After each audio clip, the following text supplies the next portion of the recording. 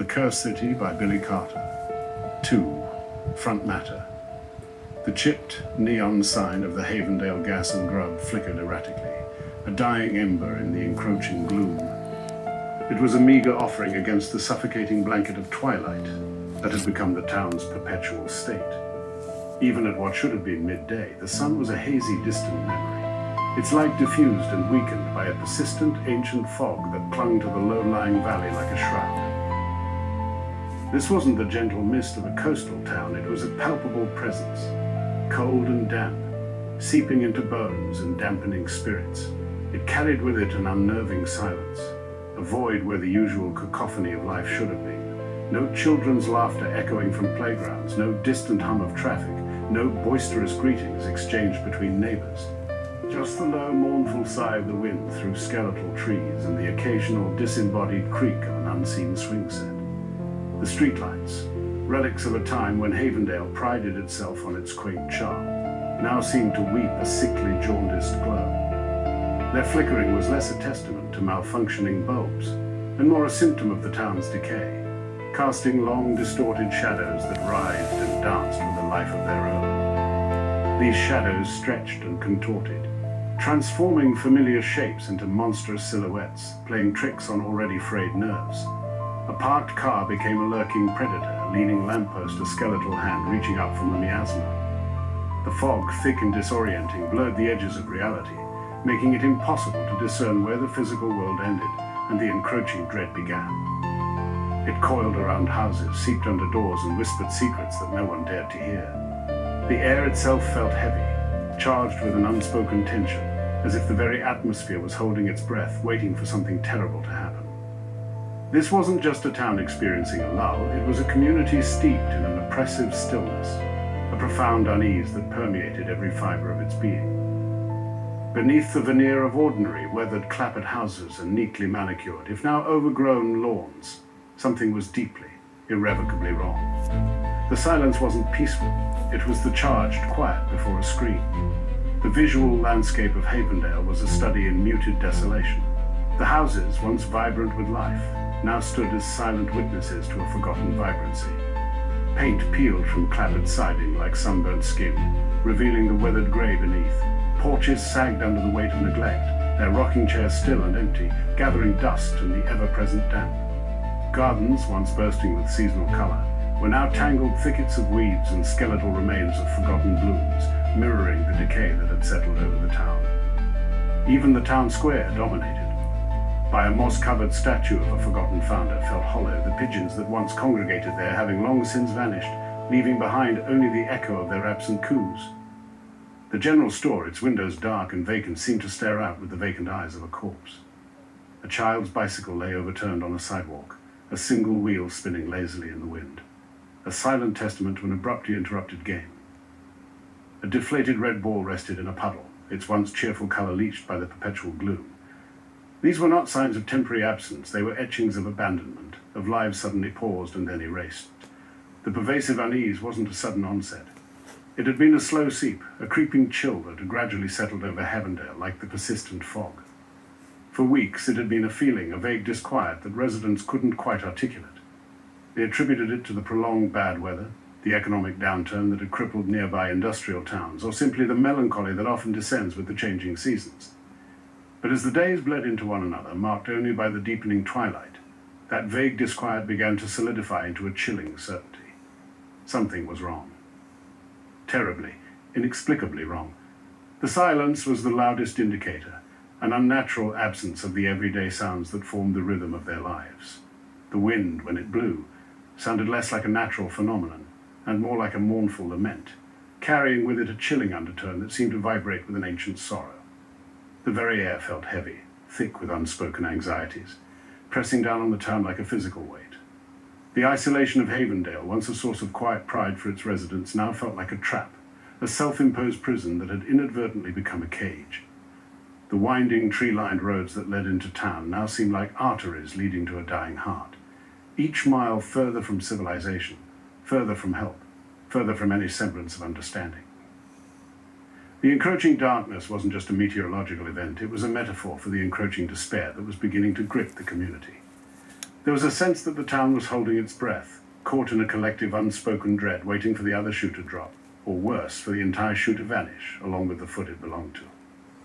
This was Havendale, a town where the sun dared not shine too brightly, and where an unnerving stillness had settled, a silence that spoke volumes about the darkness lurking just beneath the surface. The oppressive stillness was not merely an atmosphere, it was a premonition. The most jarring manifestation of this creeping dread was the sheer, impossible emptiness. Over 100 residents. Gone. Vanished. Not a note, not a struggle, not a single witness. In the span of a mere 2 weeks, the population of Havendale had been systematically hollowed out, leaving behind a town filled with ghosts of its former self. It began subtly. A few individuals reported missing, easily dismissed as runaways or those seeking greener pastures in a struggling economy. But the trickle became a flood, a terrifying tide of absence that swept through the community with ruthless efficiency. The initial bewilderment curdled into a palpable panic, a paralyzing fear that grounded people in their homes, transforming sturdy houses into flimsy shelters against an unseen enemy. The evidence of their abrupt departure was both mundane and deeply disturbing, a tableau of interrupted lives. Cars sat abandoned on driveways, doors unlocked, keys still in the ignition, as if their drivers had simply stepped out for a moment and never returned. In kitchens, half-eaten meals congealed on plates, forks still poised mid-air, the steam from forgotten cups of coffee long since dissipated. Bedrooms remained undisturbed, beds unmade, as if their occupants had been snatched from their slumber. In the living rooms, televisions flickered onto static, or worse, to empty channels, their silent screens mirroring the void left by their owners. Doors were left ajar, not in a sign of forced entry, but as if the last person to pass through had been summoned urgently, their attention immediately and irrevocably diverted. The pervasive sense of unease had now escalated into a full-blown terror, a suffocating blanket that stifled any attempt at rational thought. Every interaction was now fraught with suspicion. Every hushed conversation, every furtive glance, was a testament to the fear that had taken root. The silence that had once been unnerving was now deafening, a constant reminder of the gaping holes torn in the fabric of their community. What amplified the horror was the unnerving uniformity of the disappearances. There was no discernible pattern based on age, gender, social standing, or location within the town. The mayor's wife was gone, as was the teenage cashier from the diner and the reclusive old man who lived by the creek. The rich and the poor, the young and the old, all had been taken with the same implacable, unseen force. This lack of any distinguishing characteristic, any logical explanation, gnawed at the edges of sanity. It wasn't the work of a serial killer with a particular modus operandi. This felt more systematic, more deliberate, more alien. The absence of any clues, any forensic evidence, any explanation whatsoever only served to deepen the terror. It was as if the residents of Havendale had simply been plucked from existence, leaving behind only the lingering scent of their fear and the unsettling quiet of their absence. The sheer scale of it, the methodical nature of the vanishing act, suggested a force beyond the comprehension of ordinary human experience, a darkness that had descended upon Havendale with a chilling, unyielding purpose. Amidst this encroaching darkness, a single beacon of defiance sputtered against the gloom, the Fred Meyer. Its sprawling, utilitarian structure, a stark contrast to the quaint, aging architecture of Havendale, was crowned by an enormous, garish neon sign. In the perpetual twilight, this sign blazed with an almost aggressive intensity, its vibrant blues, reds, and yellows cutting through the pervasive fog like a defiant shout. It was more than just a grocery store, it was a symbol. For the terrified populace of Havendale, it represented a vestige of normalcy, a place where one could still purchase milk, and a fleeting of safety. The familiar aisles, stocked with the comforting predictability of mass-produced goods, offered a temporary respite from the gnawing anxieties that plagued their lives. Among the cereal boxes and the brightly lit produce displays, the oppressive silence of the outside world seemed to recede, replaced by the hum of fluorescent lights and the rustle of shopping carts. The Fred Meyer, with its vast parking lot, became an accidental focal point, a gathering place for the bewildered and the terrified. Residents, driven from their isolated homes by an unshakable fear, gravitated towards its radiant glow. They congregated in the parking lot, huddled in small groups, seeking solace in shared apprehension, their faces illuminated by the pulsing neon. It was a sanctuary, a place where the mundane routine of commerce offered a thin but vital, shield against the inexplicable horrors that were systematically emptying their town. However, this haven was not as secure as it appeared. The very place that offered the most visible symbol of light and life in Havendale was also, unbeknownst to its desperate inhabitants, the chilling epicenter of the terror. The sprawling asphalt of its parking lot, stretching out into the mist, held a secret far darker than any of its patrons could imagine, a truth that would soon shatter the fragile illusion of safety and reveal the true depth of Havendale's nightmare.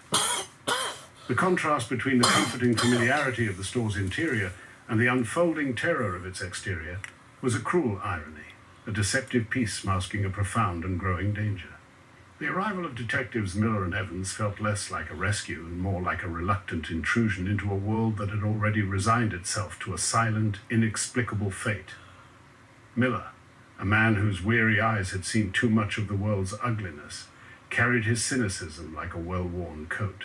His broad shoulders seemed permanently slumped, not from defeat, but from the sheer weight of carrying the burden of countless unsolved cases.